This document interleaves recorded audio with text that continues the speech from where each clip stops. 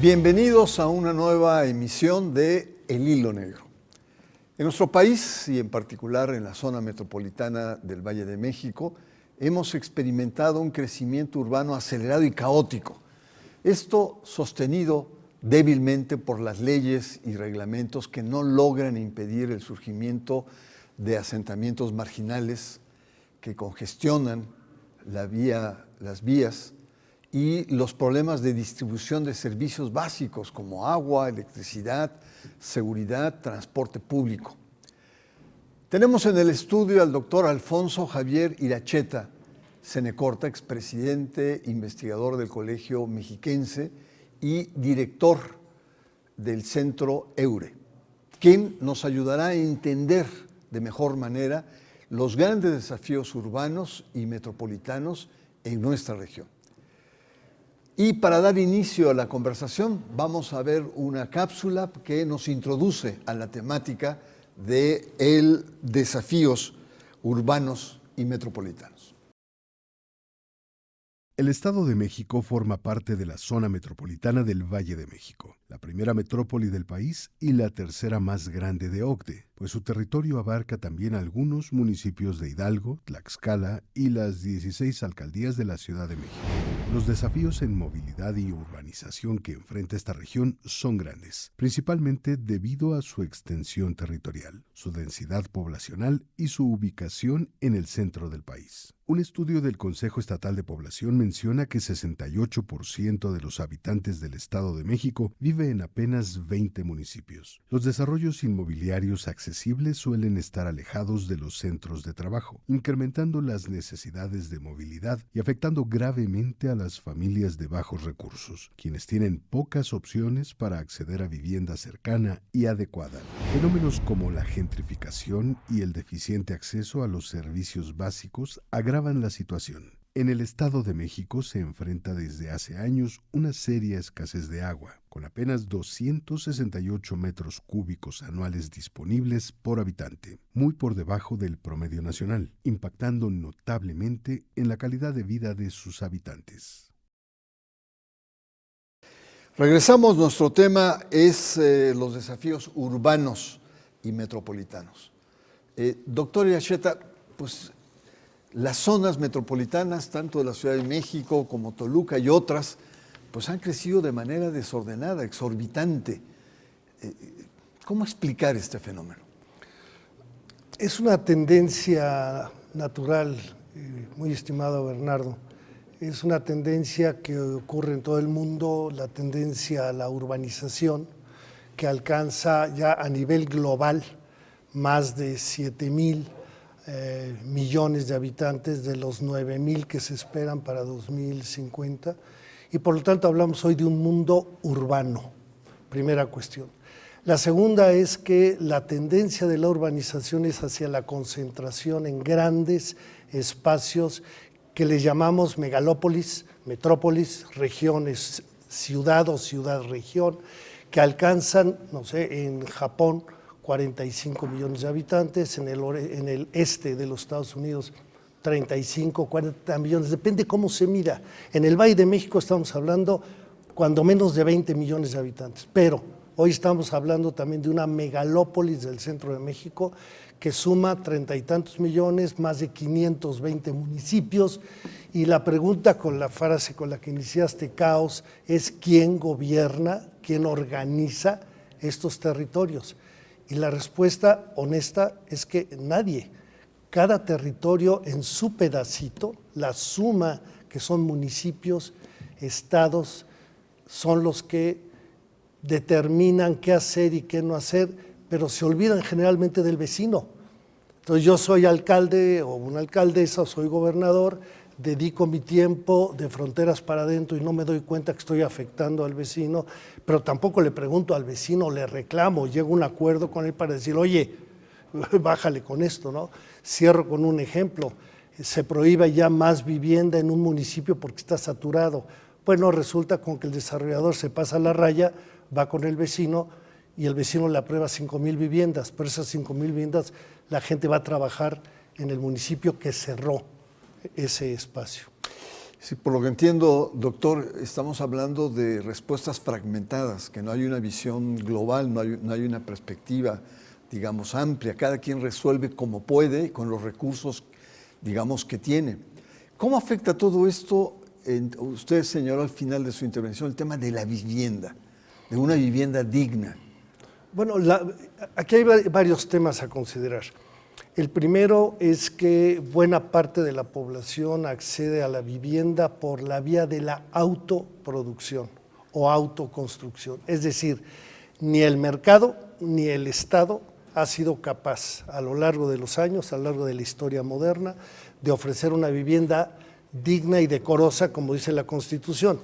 Pero hoy el modelo desde Naciones Unidas ha sido vivienda adecuada, que tiene una serie de preceptos, que no es solamente una casa donde se puede habitar, no, es un entorno del hábitat donde yo tenga cercanía a la salud, a la educación, al abasto, al transporte, que yo tenga acceso a la vivienda en condiciones de mi ingreso, que pueda pagarla y que sea regular, que tenga derechos en todos los sentidos. Entonces, el tema de la vivienda es absolutamente vital. Una cuestión que a mí me parece que ha sido la fundamental es la localización de la vivienda. Publiqué ya una serie de estudios sobre la producción de 2000 a 2018-19 de vivienda social, que alcanzó más de 20 millones, 11 millones de viviendas nuevas y 20 millones en total, incluyendo mejoramiento de la vivienda.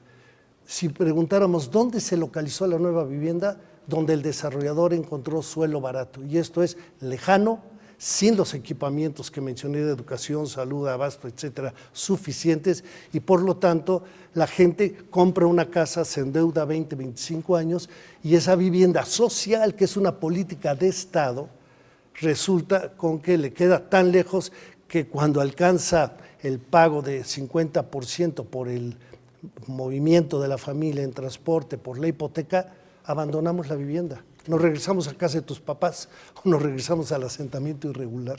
Totalmente, y esto que es cada quien construye como puede, tiene Exacto. consecuencias incluso hasta estéticas, ¿no? De todo tipo. Lugares realmente caóticos donde algunas casas son muy grandes, otras chiquitas, unas son con adobe, otras son con etcétera. Y esto que plantea también es muy serio, es decir, el transporte de la gente que va a trabajar, que puede ser 2 horas para llegar a su lugar de trabajo, es una verdadera aberración en términos de planeación. Doctor, aprovechando toda su expertise, el tema de seguridad e inseguridad en esta explosión urbana que tenemos en el valle sobre todo. Bueno, está asociada, hoy ya podemos hablar de inseguridad o de seguridad a partir del urbanismo. Antes se hablaba solamente desde la perspectiva del ingreso, la pobreza, la desigualdad, que son evidentemente temas reales, pero la calidad de vida que se tiene en el lugar donde se vive resulta fundamental para esto. Hace un par de años participé de un estudio y publiqué un texto sobre seguridad e inseguridad en el Estado de México, a través de esta tecnología que llamamos de mapas de calor, es decir, donde se concentran los delitos, y resulta con que la concentración de delitos siempre es en las áreas urbanizadas, en las áreas de menor ingreso, y no es porque los pobres sean los malos, porque ahí se dan todas las condiciones de ausencia de servicios, de ausencia de empleo, de pérdida de calidad de vida, viven en la basura, viven sin infraestructura. Todos estos factores son una causa y al tiempo son consecuencia del problema de la inseguridad. Los planteamientos entonces, desde mi perspectiva, no son solamente policíacos, porque la inseguridad, México ha dedicado el 95% de su esfuerzo a reprimir la delincuencia. No es que esté mal, la lógica así lo establece a nivel global, pero ¿qué pasa si nos dedicamos en serio a restaurar el espacio, el hábitat, no solo la vivienda, el hábitat donde vive la gente de menor ingreso, que no tiene ninguna opción o verdadera opción de educación, de salud, de trabajo, y no le queda otra más que delinquir? Y eso pasa mucho, sobre todo con los jóvenes. Yo creo que ahí hay un camino que teníamos que recorrer. Y entonces, urbanismo es un factor para resolver o ayudar a resolver el problema de la inseguridad. Sin duda alguna, doctor. Otro tema, digamos, apremiante que está vinculado al desarrollo urbano son las vulnerabilidades frente a la naturaleza, ya sea incendios, ya sea inundaciones. Es decir, cómo desde esta perspectiva de una planeación urbana se pueden evitar estas cuestiones. Sin duda. A ver, hoy hablamos de cambio climático. La culpa de todo esto es la emisión de gases de efecto invernadero.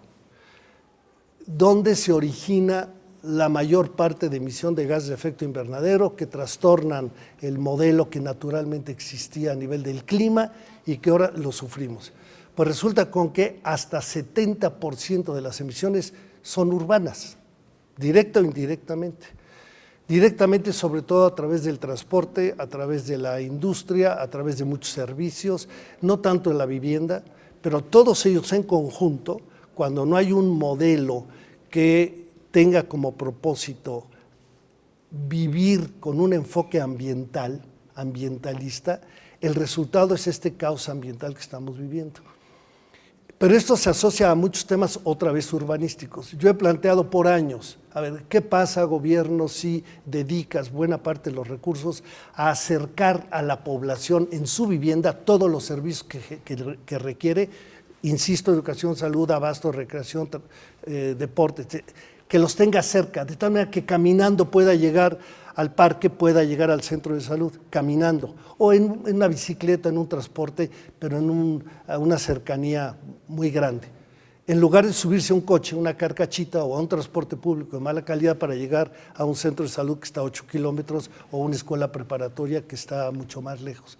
¿Por qué no pensar en la localización como una palabra clave para reducir emisiones, para reducir consecuencias del cambio climático, para reducir el deterioro de la biodiversidad al expandirse las ciudades de manera desordenada?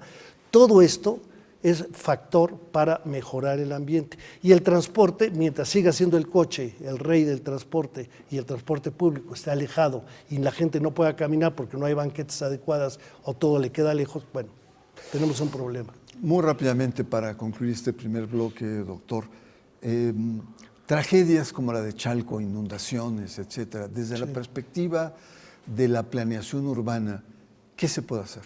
Porque tenemos solamente acciones paliativas cuando ya se dieron los hechos, pero ¿cómo tener acciones preventivas o reordenar, digamos, la cancha? Yo diría aquí dos temas fundamentales. El primero, localización.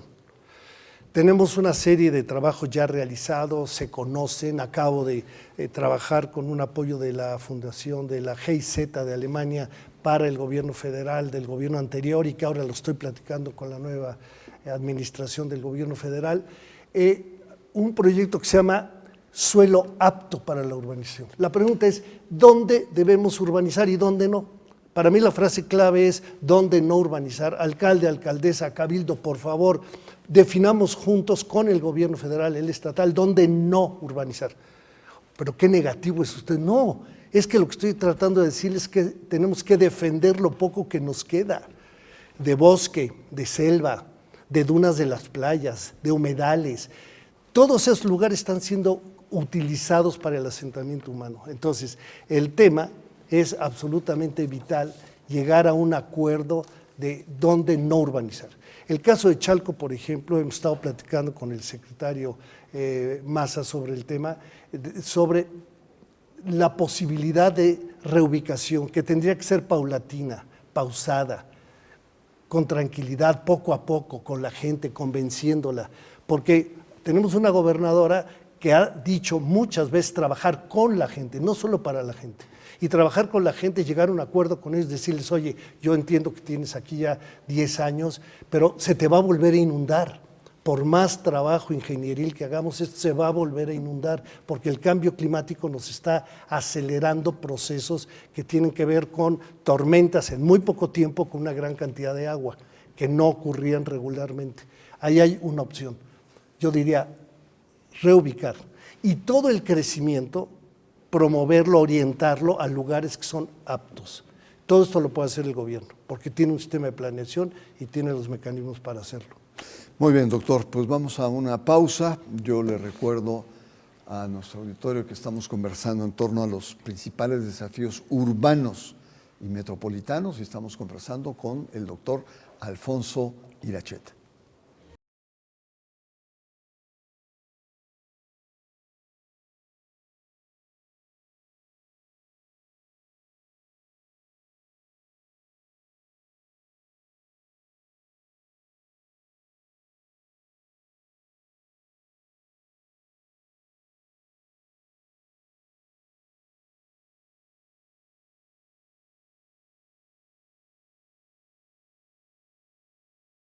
Regresamos, está usted en el hilo negro y nuestro tema es desafíos urbanos y metropolitanos. Y contamos con la participación, le agradezco mucho la presencia del doctor Alfonso Iracheta. Una de las cuestiones, doctor, importantes que tenemos, ya nos ha hablado de seguridad, de cuestiones de riesgos ambientales, digamos, el caos con lo que se ha crecido, los desasosiegos del entorno urbano que hace que mucha gente que trabaja tenga que trasladarse durante mucho tiempo, ir a la escuela o ir a centros, etc. O sea, hace falta mucho. Y anteriormente se planteaba de las diferencias políticas hacían que no hubiera una coordinación, una buena coordinación, ¿no? La ciudad en manos de un partido político, la presidencia en otra, el Estado de México en otra, los alcaldes, etc. Pero ahora parece ser que, digamos, los astros se alinean en cierto sentido. ¿Usted cree que esta dimensión política podría ayudar, coadyuvar para que haya una mejor coordinación? Sí, absolutamente, absolutamente. La historia nos muestra lo contrario, pero hoy los astros están alineados. Hay una nota de hoy o de ayer, las gobernadoras de la Ciudad de México, jefa de gobierno del Estado de México, de Morelos, acuerdan un programa para la defensa del bosque del agua. ¡Wow! Lo estábamos esperando hace mucho. La pregunta es, ¿va en serio? ¿Le van a meter dinero? ¿Va a haber acuerdo social con los propietarios, con los ejidatarios, con los comuneros para evitar y acabar con la tala clandestina? ¿Vamos a reforestar? El tema del estrés hídrico en el Estado de México es de los más graves del país. De gravedad de 0 a 5, el Estado de México anda en 4.76 de estrés hídrico. Entonces es un tema absolutamente central. El otro es la planificación. Yo observo que desde el trabajo que se hizo en la Ciudad de México con, ¿cómo se llaman los teleféricos, ¿no? El Estado de México ya le va a entrar a esto. Va a haber conexión del metro, va a haber conexión del sistema de transporte, porque la historia era, llegabas a Indios Verdes y de ahí los autobuses del Estado de México, chimecos y no sé cuántas cosas les decían, donde tenía yo que transbordar, pagar doble, etcétera, para entrar a la vía Morelos, irme hacia Ecatepec, etcétera. Todo indica que esto es posible, dadas las condiciones, aunque la historia, cuando el PRI tenía Estado de México, tenía la mayoría de los municipios, tenía la Ciudad de México, el Distrito Federal, no se logró, no obstante que logramos hacer el Plan Metropolitano del Valle de México en el 96. No pasó nada, absolutamente nada, salvo el tema del agua y del ambiente con la Comisión Metropolitana, ahora de la megalópolis. Entonces yo creo que es una oportunidad de oro, porque esto puede permitir que buena parte de los temas que estamos tratando a nivel crítico tengan una vía de solución para nuestro Estado. Y esto nos lleva a otro tema central, que es el tema de la legislación, de leyes. Si hay una coordinación, una voluntad política y recursos, ¿qué leyes habría que promulgar? ¿Qué otras habría que desechar? En legislación no andamos tan mal en términos de actualización. Hay algunos temas que tenemos que trabajar más a fondo. Uno de ellos es el metropolitano. Hay una discusión desde hace años en la que hemos estado con el asunto de el tema metropolitano debiera ser constitucional. ¿Por qué? Porque más del 60% de los mexicanos vivimos en zonas metropolitanas. Y resulta que la palabra metrópoli o zona metropolitana no aparece en la Constitución, salvo para hablar de la Ciudad de México, y en alguno de los artículos, 112 me parece, 122 por ahí. El tema es que lo importante del fenómeno urbano no está entendido, aunque sí está legislado. La Ley General de Asentamientos Humanos es muy clara, se logró hacer un cambio fundamental desde que se creó la Mesa Interparlamentaria en 2010, trabajamos hasta el 2015, logramos tener la nueva ley que se publicó y se emitió en 2016, pero tiene carencias todavía. No hay consecuencias jurídicas por no cumplir con un plan. Entonces es muy fácil hacer un plan de desarrollo y luego con una, ¿cómo se podría decir simpáticamente? Un cabildo puede cambiar el uso del suelo de una zona boscosa que es verde y debe preservarse en verde, le cambian el uso del suelo y meten 3,000 viviendas o residencias, hoteles, etc. Y esto ocurre en Valle de Bravo, ocurre en Huixquilucan, ocurre en Lerma, ocurre en Metepec, ocurre en todo el Estado de México, que hay cambios de uso del suelo históricamente. Hoy hay la posibilidad de que esto cambie, y hay esta posibilidad porque tenemos una legislación base. Ahora, si hay consecuencias por incumplimiento para alcaldes y alcaldesas, si hay una obligatoriedad en la parte metropolitana de coordinación entre los municipios y entre los estados, si hay un alineamiento de leyes, la ley ambiental, la ley de cambio climático, la ley de movilidad, la ley de desarrollo urbano. Esos son temas que hay que mejorar todavía. Muy bien, pues pasemos ahora a temas de áreas de oportunidad. Por ejemplo, este tren que conecta a la Ciudad de México con Toluca, el Insurgente, parece que le llaman. ¿Qué áreas de oportunidad representa este hecho histórico, que dos grandes ciudades que van creciendo y que probablemente llegue un momento en que se van a entrelazar, estén ahora conectadas a través de este tren interurbano? Bueno, la conurbación que menciona ya es un hecho, ya no es una conurbación que se denomina funcional, es decir, la gente, mucho movimiento pendular de una a otro, voy a trabajar allá o vengo a dormir acá, eso ya ocurre.